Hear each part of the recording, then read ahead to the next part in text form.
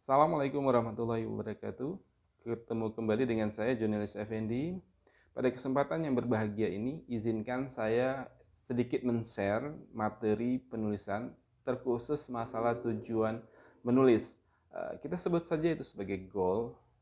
Nah, sebagai perumpamaannya adalah sebuah pertandingan sepak bola. Teman-teman yang hobi sepak bola atau yang pernah melihat pertandingan sepak bola, di situ antara dua kesebelasan saling berkompetisi untuk membuat skor sebanyak-banyaknya.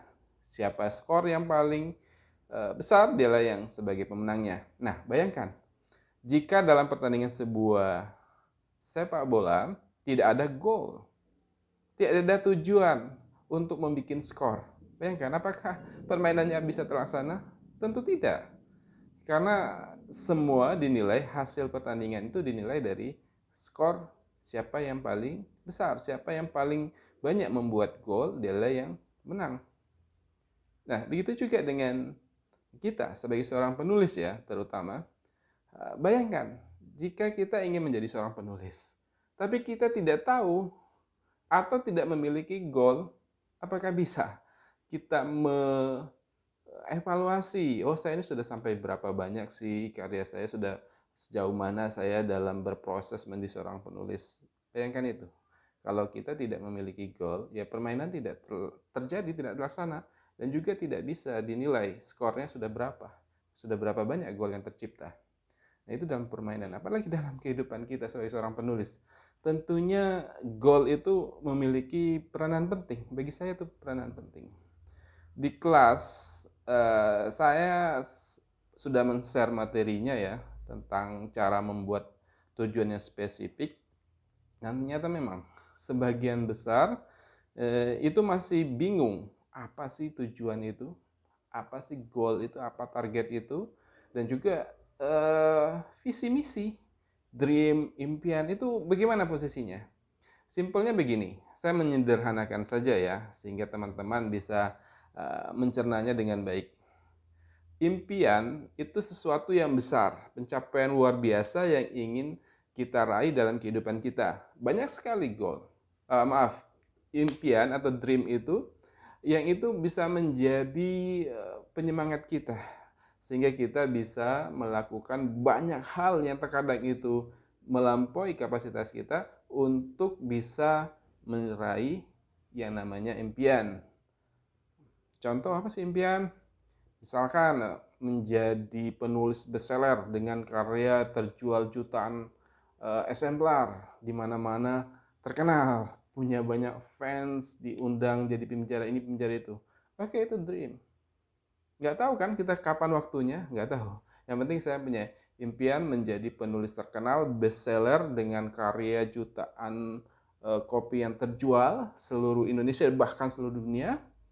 Atau saya ingin punya impian dream sebagai penerima Nobel pertama dari Indonesia. Oke, kita nggak tahu kan kapan terjadinya itu. Atau saya ingin keliling Eropa, keliling dunia, menulis tentang kota-kota besar di seluruh dunia, menulis tentang 7 keajaiban dunia.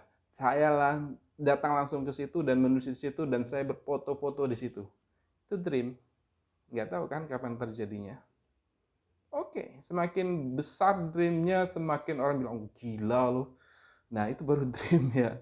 Sesuatu yang bagi orang lain melihat kita itu mustahil. Walaupun kadang kita juga menganggap, bisa nggak ya, itu urusan nanti. Tapi itu adalah dream kita, impian kita, menghajikan orang tua.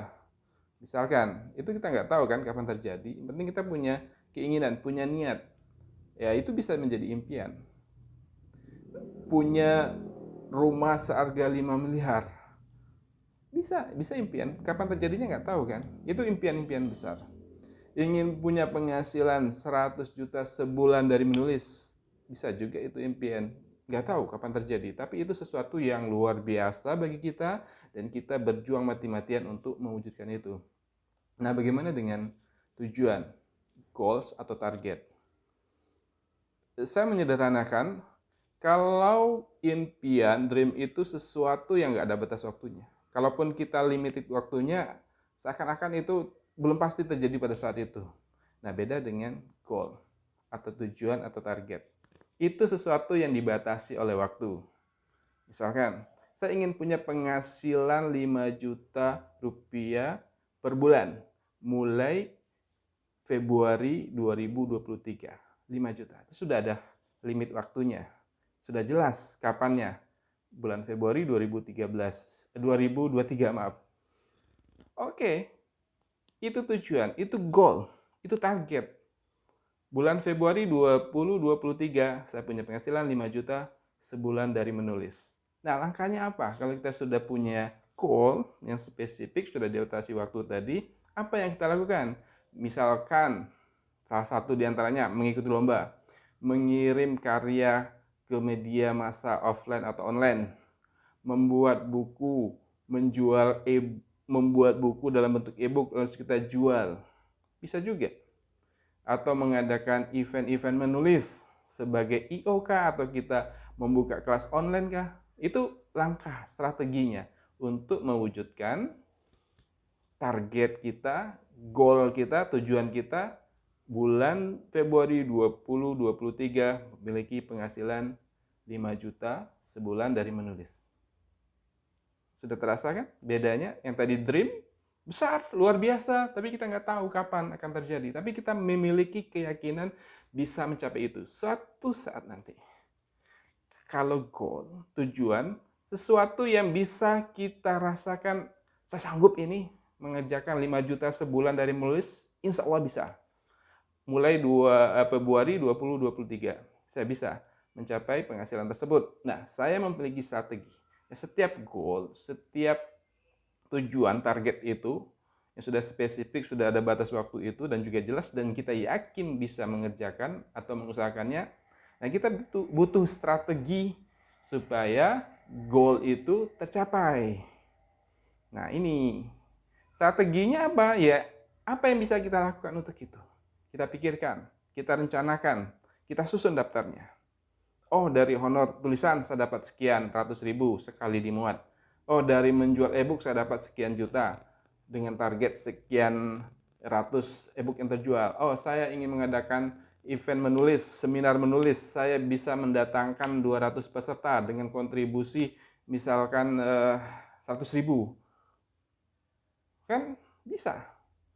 Saya dapat sekian dari keuntungan dari seminar itu. Atau kelas online.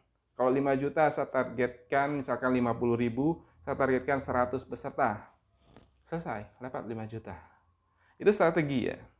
Strategi itu mengikuti dari goal yang kita susun.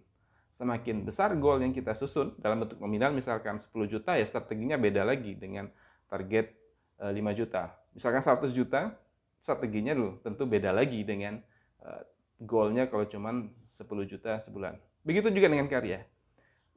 Bulan ini 2023, misalkan bulan Januari atau bulan Februari dan seterusnya, saya menulis 4 cerpen dalam sebulan. Januari 2023. Itu sudah goal ya, menulis cerpen. Berarti konsisten kita menulis, strateginya minimal 1 minggu 1 cerpen. Clear ya. Strateginya nggak usah yang jelimet lah kalau targetnya cuma 4 cerpen dalam sebulan. Minimal 1 minggu 1 cerpen. Bagaimana kalau target kita sebulan menulis novel? 200 halaman. Kita susun strateginya. Sebulan selesai 1 novel tebal 200 halaman. Berarti dalam 1 hari saya minimal menulis 6 halaman. 6-7 halaman. Berarti saya mengalokasikan waktu sekitar 2 jam minimal 1 hari untuk menulis. Itu strateginya. Bikin timeline. Udah ada strategi. Oke, strateginya seperti ini. A, B, C, D, E. Terus bikin timeline, jadwalnya. Sehingga kita tahu progresnya sudah jauh mana sih. Saya sudah nyusun ingin menulis novel bulan ini selesai. Sudah sampai mana? Saya sudah siapkan semuanya. Outline-nya sudah ada. Bab-babnya, ini nanti berapa halaman, toko-tokonya sudah ini. Saya konsisten menulis. Oke, itu harus ada jadwalnya, waktunya. Setiap minggu itu kita amati progresnya bagaimana. Itu bagi Anda yang ingin serius mewujudkan goalnya, tujuannya. Jadi patokannya adalah Kalau dream itu sesuatu yang luar biasa, ini saya simpulkan ya, sesuatu yang luar biasa yang begitu ingin kita wujudkan dalam kehidupan kita. Paling nggak harus terjadi sekali dalam hidup kita. Kapan waktunya? Hanya Allah yang tahu, hanya Tuhan yang tahu. Oke, itu dream.